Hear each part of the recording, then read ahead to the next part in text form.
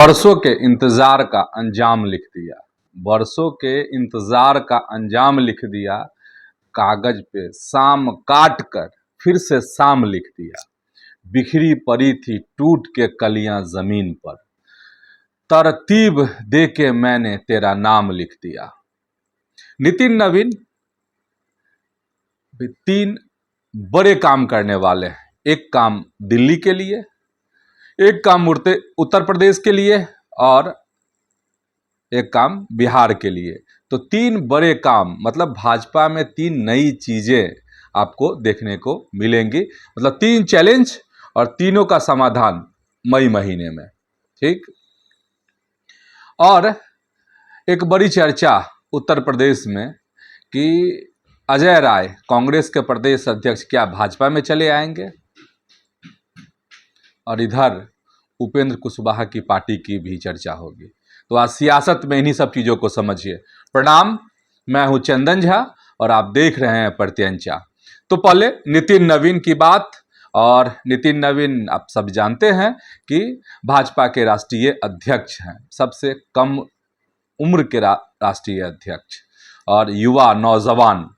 तो 3 काम क्या भाजपा करने वाली है, नितिन नवीन क्या करने वाले हैं बतौर राष्ट्रीय अध्यक्ष। तो एक बिहार के लिए, एक यूपी के लिए काम करने वाले हैं और दिल्ली के लिए। तो पहले दिल्ली की बात। दिल्ली के लिए क्या करेंगे, तो इंतजार है वह जो राष्ट्रीय अध्यक्ष बने तो उनकी नई टीम होगी। तो दिल्ली के लिए होगी ना, राष्ट्रीय स्तर की टीम होगी। तो कहा जा रहा है कि राष्ट्रीय स्तर की टीम में युवाओं को ज्यादा अवसर, ज्यादा मौका मिलेगा, क्योंकि खुद नितिन नवीन नौजवान है, युवा है, और महिलाओं को भी ज्यादा मौका मिल सकता है जो उनकी टीम होगी उसमें। तो बहुत जल्द नितिन नवीन की टीम का ऐलान हो जाएगा और कहा जा रहा है कि मई में ही हो जाएगा। ठीक। मई में एक और खबर बीजेपी करने जा रही है, वह बिहार के लिए। बिहार के लिए क्या चैलेंज है बीजेपी के लिए कि मंत्रिमंडल का विस्तार। सम्राट चौधरी को मुख्यमंत्री तो भाजपा बना दी, लेकिन बहुत अंदरूनी जो है खींचतान भी बिहार बीजेपी में है, इससे इनकार नहीं किया जा सकता है। ठीक है, सम्राट चौधरी बन गए, इसका मतलब सब कुछ स्मूथ है, ऐसा नहीं है। बहुत उभर खावर वाले रास्ते हैं, बहुत जो है सियासी जंग के नए नए मोर्चे भी खुले हैं सम्राट चौधरी के लिए। और मोर्चे की बात करते हैं तो डिप्टी सीएम हैं विजय चौधरी। बहुत संक्षेप में उनसे पत्रकार ने सवाल किया कि देखिए आपके सीएम तो टोपी नहीं पहने। याद ही होगी वो तस्वीर, जो उनको टोपी, जो इस्लाम वाली जो टोपी होती है, जो मुसलमान पहनते हैं, वह टोपी नहीं पहनी थी। तो इसके 2 निहितार्थ बताए जाते हैं और कहा जाता है कि एक तो ये है कि सम्राट चौधरी खुद को सबसे ज्यादा हिंदूवादी दिखाने की और बताने की, जताने की कोशिश जो कर रहे हैं, और ऐसा मैसेज देने की कोशिश कर रहे हैं कि वोटरों में भी मैसेज पहुंचे और दिल्ली ज्यादा पहुंचे। दिल्ली मैसेज ज्यादा पहुंचना जरूरी है, क्योंकि अगर दिल्ली का किला हिल गया तो सब कुछ हिल जाएगा। और दिल्ली का ही खूंटा मजबूत था, छवि उनकी वहां मजबूत थी, इसलिए जो है बहुत आसानी से बहुत कुछ हासिल हो गया, बहुत धराधर हासिल होते चला गया। तो ये कहा जा रहा है कि लोग इसको व्यंग के तौर पर भी कहते हैं सम्राट चौधरी को लेकर कि जब कोई नया नया मुल्ला बनता है तो ज्यादा प्याज खाता है। ठीक है, तो वो जताने की कोशिश कर रहे हैं, आरएसएस को दिखाने की कोशिश कर रहे हैं। जो आरएसएस के संगठन है, तमाम संगठन उसको कह रहे हैं कि चलिए हम 8 साल पहले आए, 9 साल पहले आए, लेकिन हम में कूट कूट कर हिंदुत्व भरा हुआ है, ये जताने। एक ये थ्योरी है। दूसरी थ्योरी, और जितनी समझ मुझको, कि नहीं ऐसा नहीं है, सम्राट दिल से जो है हिंदूवादी हैं। तो आप जो मान लीजिए, मेरी बात मानिए या फिर सत्ता के गलियारे में जो चर्चा है वह बात मान लीजिए। ठीक। तो अब आते हैं उस पर, मंत्रिमंडल का विस्तार। मंत्रिमंडल का विस्तार होगा तो क्या होगा, यहां भी वही कहा जा रहा है, युवाओं को ज्यादा मौके मिलेंगे, क्योंकि सम्राट चौधरी के सामने बड़ी चुनौती इसलिए क्योंकि लालू जी के बाद या राबड़ी देवी के बाद वाला बिहार मिला था नीतीश कुमार को, और उन्होंने जो काम किए, उन्होंने जो रेखाएं खींची हैं, उससे लंबी रेखाएं खींचने की चुनौती है सम्राट चौधरी के सामने, और बहुत आसान नहीं है उनके लिए। आसान तब होगा जब टीम साथ दे, जब संगठन भी साथ दे, जब एक एक कार्यकर्ता जो है सम्राट चौधरी को अपना मुख्यमंत्री माने। तो इसमें दोनों तरफ से ताली बजेगी, सम्राट चौधरी की तरफ से भी ताली बजनी चाहिए और कार्यकर्ताओं की तरफ से भी ताली बजेगी। ऐसे ना दोनों तरफ आएगा हाथ, ऐसे नहीं, ऐसे कैसे बजेगा, ऐसे नहीं बजेगा ना। मतलब यह है, बहुत स्पष्ट और बहुत क्लियर हम कहना चाहते हैं कि सम्राट चौधरी और उनकी टीम के लोगों को, उनकी टीम है, इससे इनकार नहीं किया जा सकता, उनकी अपनी सीक्रेट टीम भी है और दिखाने वाली भी टीम है। तो स्पष्ट है कि सम्राट चौधरी की टीम को सद्भावना दिखानी होगी। सम्राट चौधरी की सीक्रेट टीम में ऐसे भी लोग हैं जो सवर्णों को निशाना बना रहे हैं, जो क्योंकि सवर्णों ने कहा, भूमिहारों ने कहा कि नहीं, विजय सिन्हा भी एक बड़े दावेदार हैं। इसके लिए उनकी टीम, जो सीक्रेट टीम है, उसके तरफ से सोशल मीडिया पर तरह तरह की बातें लिखी जाती है, तरह तरह से ऐसे लोगों को परेशान भी किया जा रहा है। मतलब परेशान कैसे, अगर सोशल मीडिया के शब्दों में कहते ट्रोल, अपशब्द वाले कमेंट्स, तो ये सब चर्चा है पटना में, ये चर्चे वाली बात कर रहे हैं। हमारे पास प्रमाण नहीं है कुछ, प्रमाण तो सरकार के पास ना होता है, जिनके पास पूरी सल्तनत है उनके पास ना चीजें होंगी, वो पता लगाएंगे। तो चर्चा वाली बात तो हमने आप तक पहुंचा दी। तो ताली दोनों तरफ से, कार्यकर्ता अगर साथ देंगे तो आप वाकई में हीरो बन जाएंगे, और कार्यकर्ताओं से अगर आप बदला लेंगे कि तुम नित्यानंद राय गुट के हो, तुम जो है फलाने गुट के हो, तुम विजय सिन्हा गुट के हो, तो तुम्हारी ऐसी की तैसी करेंगे या करवाएंगे, तब तो भाई मुश्किल है और बड़ी चुनौती है। तब सम्राट चौधरी को एकदम स्पष्ट और क्लियर कि वह नहीं वो परिणाम दे पाएंगे जो उनके मन में है, या संगठन ने उनके प्रति जो एक सपना पाल रखा है वह फीके पड़ जाएंगे। ठीक है, और ठीक है, नीतीश कुमार ने आपको सत्ता पे बैठा दिया है, इसका मतलब यह नहीं है सम्राट जी कि नीतीश कुमार अपने से बेहतर आपको साबित करने देंगे या उनकी पार्टी आपको साबित करने देगी। जब वक्त आएगा ना तो छिटकी लगेगा, लंगड़ी लगाई जाएगी आपको जदयू की तरफ से भी। और मुझे लगता है कि मैं कोई नई बात नहीं कह रहा, आप खुद समझते होंगे इन सब सारी बातों को। खैर, मंत्रिमंडल का विस्तार होगा तो कहा जा रहा है बिहार में बीजेपी के फ्रेमवर्क में यह भी है मई में, और मंत्रिमंडल के विस्तार को लेकर बहुत हलचल। इधर सम्राट चौधरी नीतीश कुमार से भी मिले, और दिल्ली में कहा जा रहा है कि अमित शाह से एक सीक्रेट मीटिंग होने वाली है, नितिन नवीन से मीटिंग होने वाली है, प्रधानमंत्री से भी मुलाकात हो सकती है। ये सब हलचल है, जैसे जैसे खबरें आएंगी हम आपको बताते चलेंगे। और मतलब ये है कि मंत्रिमंडल विस्तार का वक्त अब नजदीक आ गया है, और कहा जा रहा है कि 6 तारीख बताई जा रही है, आगे पीछे कुछ उसमें हो सकता है, लेकिन 6 तारीख कहा जा रहा है कि 6 तारीख को मंत्रिमंडल का विस्तार हो जाएगा बिहार में। अब किसको किसको मौका मिलता है, क्या होता है, तो हमने बहुत सारे नाम जो मेरे सोर्स ने, जो जितनी मेरी जानकारी थी, हमने आपको दिए हैं, और इसीलिए उसमें अभी हम कोई नया नाम नहीं जोड़ रहे हैं। मेरे पास कोई ऐसा अपडेट नहीं है, हमने पहले ही सारे नाम आपको बता दिए हैं। अगर कुछ अपडेट आएगा इस बीच में तो हम आपको जरूर बताएंगे। तो ये होने वाला है, ठीक। अब उसमें एक बहुत तेज चर्चा दीपक प्रकाश को लेकर। दीपक प्रकाश का मतलब उपेंद्र कुशवाहा के बेटे, राष्ट्रीय लोक मोर्चा पार्टी की तरफ से जो मंत्री बने थे, और ये NDA 2 जो है इस बार का, NDA 2 में मतलब सम्राट मंत्रिमंडल का विस्तार होगा तो उसमें मंत्री बनेंगे कि नहीं, तो मेरे पास खबर यही है कि मंत्री बनेंगे दीपक प्रकाश, यही है। हालांकि उनकी पार्टी के विधायकों में इसको लेकर खींचतान है, और तमाम जो है प्रेशर बनाए जा रहे हैं भाजपा पर भी और साथ ही उपेंद्र कुशवाहा पर भी, ठीक, कि दीपक प्रकाश को नहीं बनाया जाए मंत्री।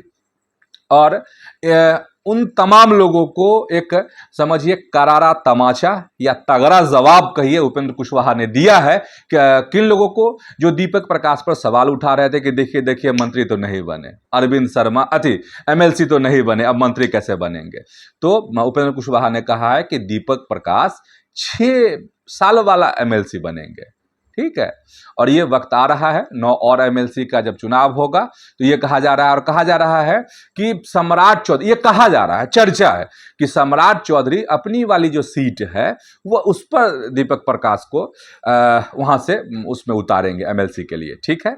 मतलब कोयरी कुशवाहा, अरे वाह, माने एकदम ये बचाएंगे दीपक प्रकाश को।